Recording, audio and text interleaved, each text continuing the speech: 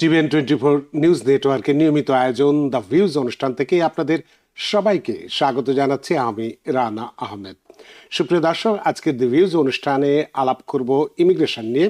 ইমিগ্রেশনের গুরুত্বপূর্ণ কিছু আপডেট আছে, সেই আপডেটগুলো আপনাদেরকে দেব এবং তার বাইরে একজন অ্যাসাইলাম আবেদনকারী দেশের বর্তমান পরিবর্তিত পরিস্থিতি কিভাবে মোকাবেলা করবেন সে বিষয়টি নিয়ে কথা বলবো এবং হাতে যদি সময় থাকে তাহলে আমরা গ্রিন কার্ড বাতিলের কারণ এবং তা কিভাবে পুনরুদ্ধার করা যায় সেটা নিয়েও আমরা কথা বলবো। সুপ্রিয় দর্শকের বাইরেও আপনাদের ইমিগ্রেশন সংক্রান্ত যে কোনো প্রশ্নের জন্য টেলিফোন করতে পারেন। আমাদের টেলিভিশন স্ক্রিনে যে টেলিফোন নম্বরটি ভেসে উঠেছে তারপরেও আমি বলে দিচ্ছি 6463079828 এই নম্বরে ফোন করতে পারেন, কিংবা যাদের ফোন করতে একান্তই অসুবিধা হয় তারা ফেসবুকেও প্রশ্ন রাখতে পারেন। আমরা সবগুলো প্রশ্নেরই উত্তর দেবার চেষ্টা করব এবং ইত্যকার এই সমস্ত বিষয়ে আলোচনা করবার জন্য আমাদের টেলিভিশন স্টুডিওর সঙ্গে সংযুক্ত হয়েছেন আমাদের সকলের প্রিয়জন, প্রিয় মানুষ, প্রিয় মুখ, প্রিয় অ্যাটর্নি মাহফুজুর রহমান। অ্যাটর্নি মাহফুজুর রহমান, আপনাকে স্বাগত। ধন্যবাদ জানা ভাই, ধন্যবাদ TVN24 কে আমন্ত্রণ জানানোর জন্য। আপনাকেও অসংখ্য ধন্যবাদ যে সারাদিনের কর্মব্যস্ততা উপেক্ষা করে আমাদের সাথে সংযুক্ত হয়েছেন। আমাদের হাতে আজকে খুবই সময় কম, তারপরেও আমরা কমিউনিটির স্বার্থে এই গুরুত্বপূর্ণ ইমিগ্রেশন নিয়ে কথা বলতে চাই, কারণ মানুষ অনেক উদ্বিগ্নের মধ্যে আছেন। ইমিগ্রেশনের কোনো গুরুত্বপূর্ণ আপডেট আছে কিনা সেটা সম্পর্কে আপনার কাছে একটু জানতে চাই। প্রথমে একটু কি আপডেট আছে আপনার কাছে সেটুকু যদি আপনি একটু বলেন, অ্যাটর্নি মাহফুজুর রহমান। ধন্যবাদ জানা ভাই। ফার্স্ট অফ অল, আপনারা নিশ্চয়ই জানেন যে April 2025 visa bulletin state department publish করেছে। হ্যাঁ, এতে করে দেখা যায় যে খুব একটা বড় ধরনের পরিবর্তন না আসলেও ভাই বোনের যে ক্যাটাগরি F4 ক্যাটাগরিতে কিন্তু ডকুমেন্টের যে ওয়েলকাম লেটারের ওটাতে কিন্তু 1 মাস এগিয়েছে, এটা বলা যেতে পারে। আর অন্যান্য ক্যাটাগরি কিন্তু আগের মতোই রয়ে গিয়েছে। আর USCIS যদি আমরা দেখতে পাই, যদি কোনো আপডেট, H1B ভিসার যেই আপনার রেজিস্ট্রেশনের প্রক্রিয়া শুরু হয়েছে গত 7 তারিখ থেকে, এটা একটা খবর আছে। আর যে ইমিগ্রেশন প্রক্রিয়ার ক্ষেত্রে একটা আপডেট দিতে চাই, সেটি হচ্ছে ইদানিং কালের যেসব অ্যাপ্লিকেশন সাবমিট করা হয়েছে USCIS এ, অনেক ক্ষেত্রেই কিন্তু তারা এখন আর রিকোয়েস্ট ফর ফার্দার এভিডেন্স কিন্তু আর তারা ইস্যু করছে না। তারা কিন্তু সরাসরি ডিসিশন ইস্যু করছে যদি কোনো অ্যাপ্লিকেশনে কোনো ডিফেক্ট থাকে, অথবা তারা যদি কোনো অ্যাপ্লিকেশন ডিনাই করবে মনে করে, সেক্ষেত্রে কিন্তু তারা কিন্তু আর একটু সতর্ক যে লেটার, যেটাকে আমরা সংক্ষেপে বলে থাকি RFE, যে রিকোয়েস্ট ফর ফার্দার এভিডেন্স, তো এই ক্ষেত্রে কিন্তু যারা ইমিগ্রেশন রিলেটেড কোনো আবেদন করবে USCIS এ, খুব সতর্কতার সাথে আবেদন করতে হবে। অনেক ধন্যবাদ জনাব মাহফুজুর রহমান। ভিসা বুলেটিনে অন্তত কিছুটা হলেও, কারণ আমরা দেখছি গত ফেব্রুয়ারি, মার্চ এবং জানুয়ারি, ফেব্রুয়ারি, মার্চ একেবারে স্টাক আপ অবস্থায় ছিল, সেখান থেকে এখনো স্টাক আপই, তবে একটা বিষয় 1 মাসে গিয়েছে, সেটুকুন আপনি আপডেট দিয়েছেন এবং আরো একটু গুরুত্বপূর্ণ আপডেট দিয়েছেন। এবার আমরা একটু আলোচনা করতে চাই যে এই পরিবর্তিত পরিস্থিতি, অর্থাৎ ট্রাম্প প্রশাসন ক্ষমতায় এসেছে, আসার পরে ইমিগ্রেশনের উপরে নানানভাবে খড়গহস্ত তিনি চাপিয়ে দিচ্ছেন, অনেক কিছুই অনেকে বলছেন, অভিযোগ করছেন, আইস দিয়ে আনডকুমেন্টেড বা যারা অপরাধী তাদেরকে বের করে দিচ্ছেন, এই সমস্ত নানান কিছু, এবং দেশে বিদেশে নানাভাবে মানুষ নির্যাতিত হচ্ছে, তারা এসে আমেরিকায় অ্যাসাইলাম সিক করেন। এক্ষেত্রে হয়তো একটা বড় ধরনের পরিবর্তন আমরা লক্ষ্য করছি এবং এই কেসগুলোরও খুব একটা যে অগ্রগতি হচ্ছে তা নয়। তো এরকম অবস্থায় এই অ্যাসাইলাম আবেদনকারী যারা আছেন এই দেশের বর্তমানে এই পরিবর্তিত পরিস্থিতিতে কিভাবে তারা মোকাবেলা করবেন, এই প্রশ্নটি আপনার কাছে থাকবে। তবে তার আগে দুইজন দর্শক অনেকক্ষণ ধরে অপেক্ষা করছেন, প্রশ্ন দুটো নিয়ে তারপরে আপনার এই আলোচনায় যেতে চাই। সুপ্রিয় দর্শক, কে আছেন টেলিফোনে, দয়া করে নাম পরিচয় দিয়ে আপনার প্রশ্নটি করুন। জি, আসসালামু আলাইকুম। আমি নিজু বলছিলাম মেরিল্যান্ড থেকে। জি জি, আমার একটা কোশ্চেন ছিল, সেটা হচ্ছে যে আমার বাবা 2014 সালে A4 ক্যাটাগরিতে আমেরিকা আসছিল। দেন উনি গ্রিন কার্ড হয়ে যাওয়ার পরে কয়েকবার আসছিল আমেরিকাতে। এরপরে আর আমার মা ক্যান্সার পেশেন্ট থাকার কারণে ট্রিটমেন্টের জন্য আর আসতে পারে না, তো উনি থেকে গেছে। এখন আমি পিটিশন করছিলাম আমার বাবা মার জন্য IR5 এ। তো এখন আমার মায়ের ভিসাটা দিছে, বাট আমার বাবারটা রিফিউজ করে দিছে। বাট ইন্টারভিউর সময় বলে দিছে যে আপনাদের ভিসা অ্যাপ্রুভ করা হলো, কিন্তু মার ভিসাটা দিছে আর বাবার ভিসাটা দেয় নাই। এখন কি এখন আমার কি করণীয় করা হবে? সেটাই আপনার প্রশ্ন। জি জি জি। অনেক ধন্যবাদ আপনার প্রশ্নের জন্য অ্যাটর্নি মাহফুজুর রহমান। ধন্যবাদ। হ্যাঁ, ওনার বক্তব্য শুনে মনে হয় না যে কোনো এরকম মেজর কোনো কারণ থাকতে পারে যে ওনার বাবাকে সম্পূর্ণ এক্সক্লুড করে দেবে ভিসা থেকে। তো যেটি মনে হয়েছে যে ভিসা দেয়নি, হয়তো এটা পজ করেছে, যেটা অ্যাডমিনিস্ট্রেটিভ প্রসেসিং বলে সাধারণত, ওটাতে দিয়ে দিয়েছে, যে মারটা দিয়ে দিয়েছে। হয়তো কিছুটা সময় লাগবে, অথবা কিছু আরো ব্যাকগ্রাউন্ড তারা তদন্ত বাকি আছে, ওটা সম্পূর্ণ হলেই কিন্তু ওনার বাবার ভিসা হয়ে যাবে আমি মনে করি। তো সেটি হবে হয়তো। অনেক ধন্যবাদ সুপ্রিয় দর্শক, আশা করি যে আপনার প্রশ্নের উত্তর পেয়েছেন। এটা অ্যাডমিনিস্ট্রেটিভ প্রসেস, কিছুটা সময় লাগবে, হয়তো এটা 6 মাস 1 বছর পর্যন্ত লাগতে পারে, তবে না পাওয়ার কোনো কারণ নেই। আপনার প্রশ্নের জন্য ধন্যবাদ। সুপ্রিয় দর্শক, কে আছেন টেলিফোনে, দয়া করে নাম পরিচয় দিয়ে আপনার প্রশ্নটি করুন। হ্যালো, আসসালামু আলাইকুম। আসসালাম। আমার কোয়েশ্চন অ্যাটর্নি সাহেবের কাছে। জি। এখন যে ক্যান্সেলেশন রিমুভাল কেস যেগুলো অ্যাপ্রুভ হচ্ছে, জি। গ্রান্ট হচ্ছে, যাদের ওই যে ফ্যামিলি বা বাচ্চাদের অসুস্থ বা হার্ডশিপ দেখিয়ে হচ্ছে, এগুলার গ্র্যান্ড হওয়ার কতদিন পরে গ্রিন কার্ডের জন্য গ্রিন কার্ডটা আসে? সাধারণত আমি শুনছি নাকি এটা অনেক সময় লাগতেছে এখন। অনেক 2-3 বছর, ধন্যবাদ 4 আপনার বছর। প্রশ্নের জন্য অ্যাটর্নি মাহফুজুর রহমান। ধন্যবাদ। ক্যান্সেলেশন রিমুভাল অথবা যারা এই প্রক্রিয়ার মধ্যে আছে অথবা জিনিসটা বুঝে, সেটি হচ্ছে যে যারা এদেশে 10 বছর থাকে, তারা যখন এনটিএ পাওয়ার পরে ইমিগ্রেশন জাজের কাছে তারা তাদের রিমুভালটা ক্যান্সেল করার জন্য আবেদন করতে পারে on the basis of US citizen, spouse, parents, children, তাদের হার্ডশিপের উপরে। তো এই ক্যান্সেলেশন রিমুভালের কিন্তু একটা কোটা রয়েছে, প্রতি বছর 4,000 ভিসা তারা ইস্যু করতে পারে। তো এখন যদি দেখা যায় কোন একটা গুড কেস, মানে খুব একটা ভালো কেস, কিন্তু জাজ এটা গ্রান্ট করবে অথবা প্রাইমা ফেসি গ্রান্ট করে রেখেছে, কিন্তু জাজ কিন্তু যে গ্রিন কার্ডের অর্ডারটা দিতে পারছে না, ইউএসসিএস গ্রিন কার্ড ইস্যু করতে পারছে না। তো সেক্ষেত্রে ওটা ওনাদের লয়ারের সাথে বুঝতে হবে যে কোন এখন ডেট চলছে, এবং সেইভাবে কিন্তু ইমিগ্রেশন তার গ্রিন কার্ডটা ইস্যু করবে ক্যান্সেলেশন রিমুভাল অ্যাপ্রুভ হলে। অনেক ধন্যবাদ প্রিয় দর্শক আপনার প্রশ্নের জন্য। সুপ্রিয় দর্শক, কে আছেন টেলিফোনে, দয়া করে নাম পরিচয় দিয়ে আপনার প্রশ্নটি করুন। হ্যালো, জি আমি প্রশ্ন করবো। জি জি জি। হ্যাঁ, আমার নাম হচ্ছে এমডি ইসলাম। অ্যাকচুয়ালি আমি একটু জানার ইচ্ছে হচ্ছে, আমার পিডি অ্যাপ্লিকেশন করছি নভেম্বরে সরি। তো এটা গ্রান্ট করছে জজে, আর আমি তো ম্যারিড। তো আমার I-130, I-485 and I-601 weber application করা আছে, এটা এখনো অ্যাপ্রুভ হয় নাই। তো অ্যাকচুয়ালি আমার জানার ইচ্ছে হচ্ছে আমার কতদিন অপেক্ষা করতে হবে, বা আমার আর কোনো প্রসেস আছে কিনা একটু জানার জন্য। অনেক ধন্যবাদ অ্যাটর্নি মাহফুজুর রহমান।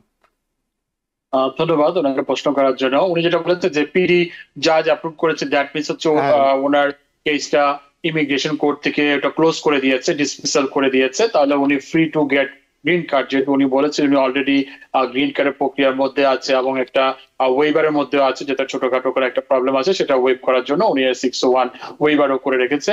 তো এটা সময়কাল সাধারণত বছর দুয়েকের মধ্যে এই ধরনের অ্যাপ্লিকেশন গুলো অ্যাডজুডিকেট হয়েছে। অনেক ধন্যবাদ ইসলাম, আশা করি প্রশ্নের উত্তর পেয়েছেন। বছর 2 অপেক্ষা করলে হয়তো আপনার এই অপেক্ষার অবসান ঘটবে। আপনার প্রশ্নের জন্য ধন্যবাদ।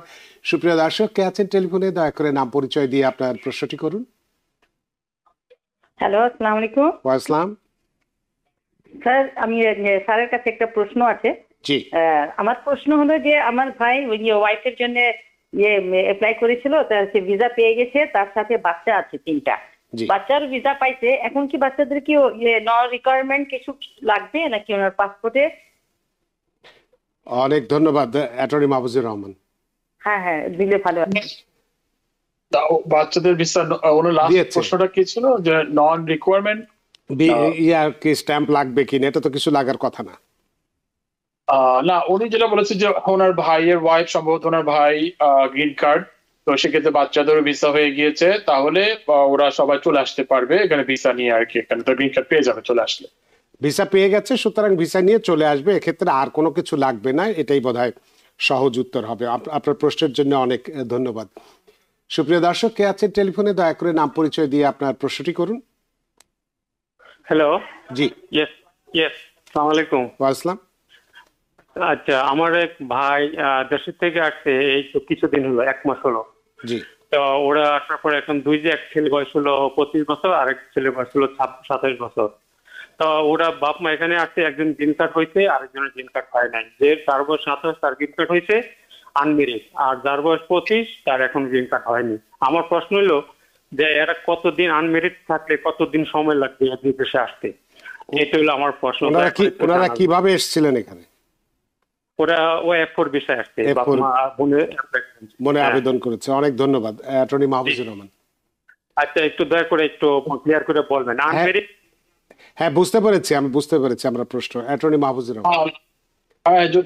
এটা তো খুব একটা কমন সিনারিও, যারা F4 ভিসায় আসে এবং দেখা যায় তাদের চিলড্রেনরা এজ আউট হয়ে যায়, দ্যাট মিনস 21-এর উপরে হয়ে যায় এবং তারা CSPA এক্সেপশনের মধ্যেও তারা পড়ে না, তখন তাদেরকে প্যারেন্টসরা দেশে এসে ও গ্রিন কার্ড দিয়ে আনম্যারিড চাইল্ড হিসেবে আবেদন করতে হয়। সেটার ক্যাটাগরি হচ্ছে F2B। আর F2B ক্যাটাগরি বর্তমান যে ভিসা প্রদানের যে ডেডলাইন সেটা হচ্ছে আপনার জুলাই 2016। তো সেটা হিসাব করলে দেখা যায় আনুমানিক 6-7 বছর মিনিমাম লেগে যাবে। না, ওনার হচ্ছে যে দুইজনই এসছে, এখানে এসছে, একজনের বয়স 27, একজনের 25। 27 যে এসছে সে গ্রিন কার্ড পেয়েছে, কিন্তু 25 বছর যার বয়স, দুইজনই আনম্যারিড, কিন্তু এখনো সে গ্রিন কার্ড পায়নি।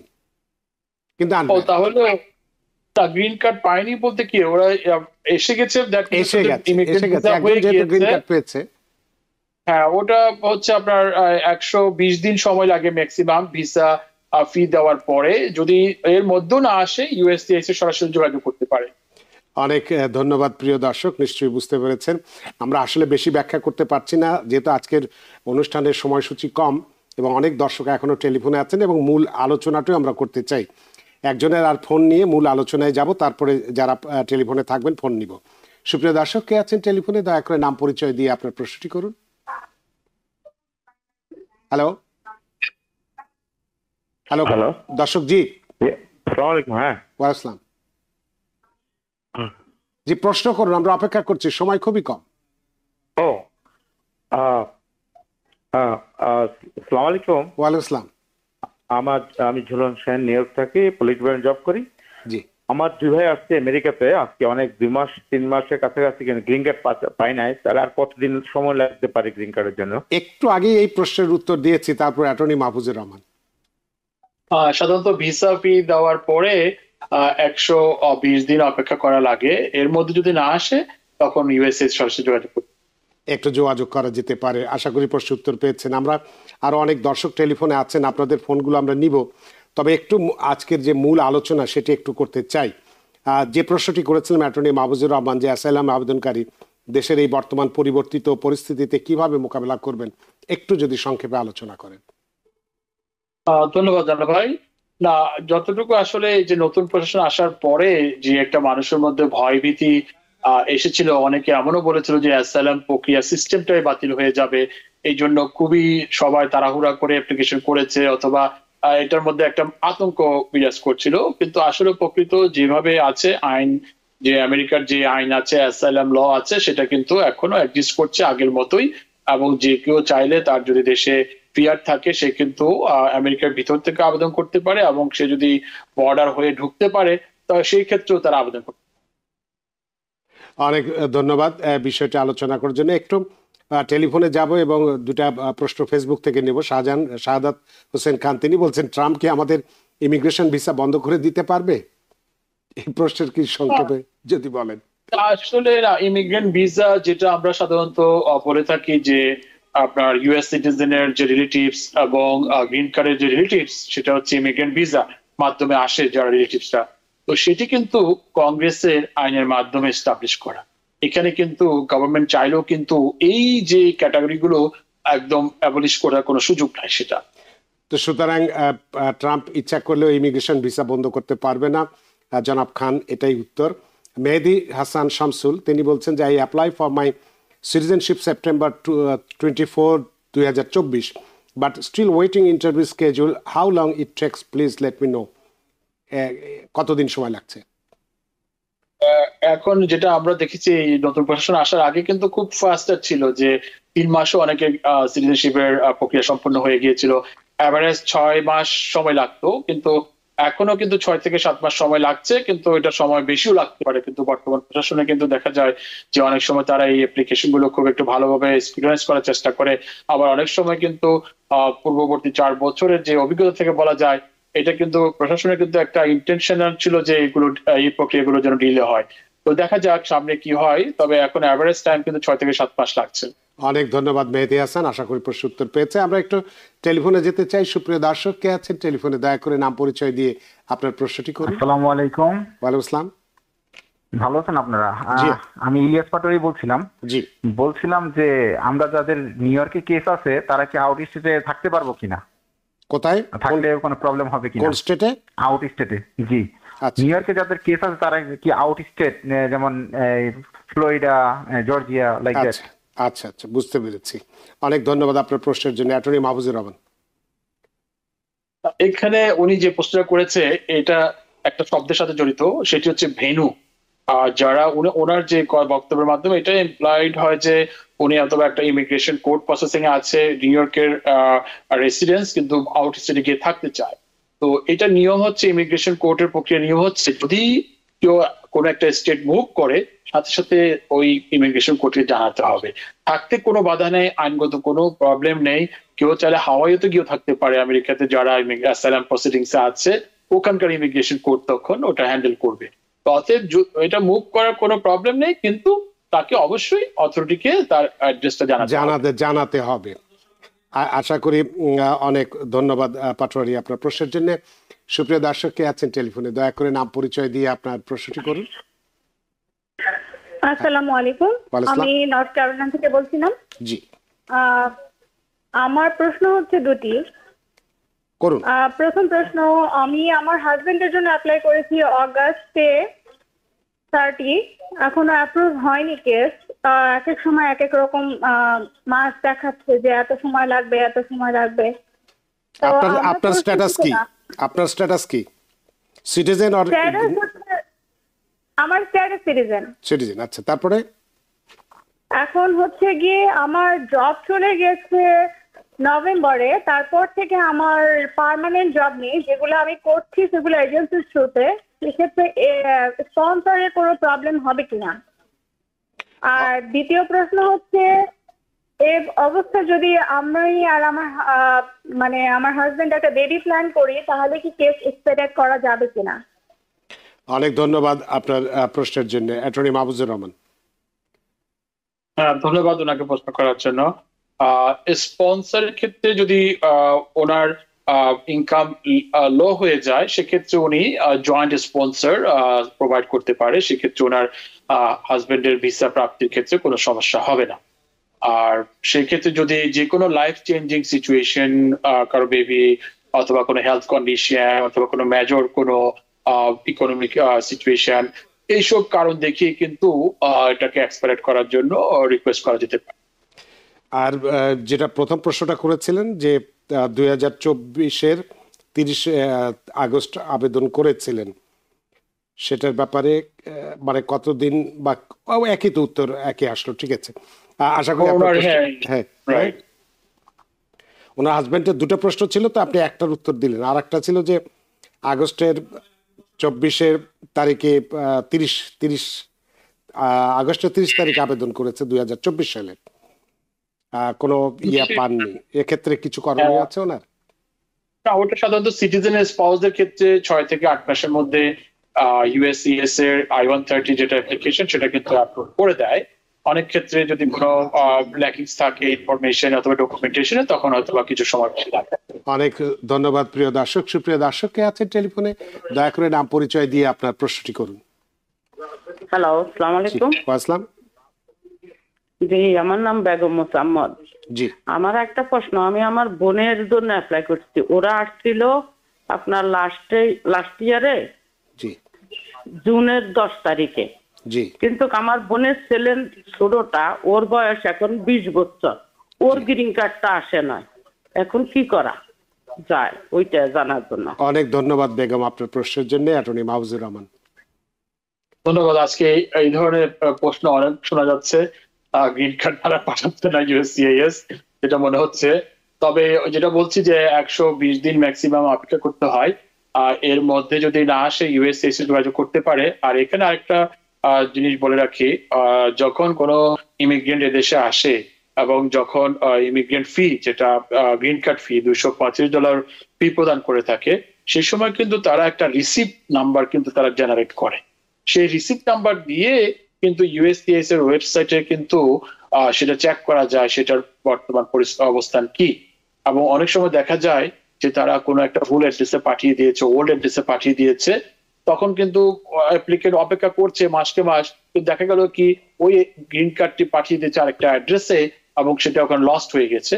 সেক্ষেত্রে কিন্তু তড়িৎ গতিতে তাকে নেক্সট স্টেপে যেতে হবে, যেটা রিপ্লেসমেন্টের জন্য তখন কিন্তু আবেদন। এই জিনিসটি খেয়াল রাখবেন।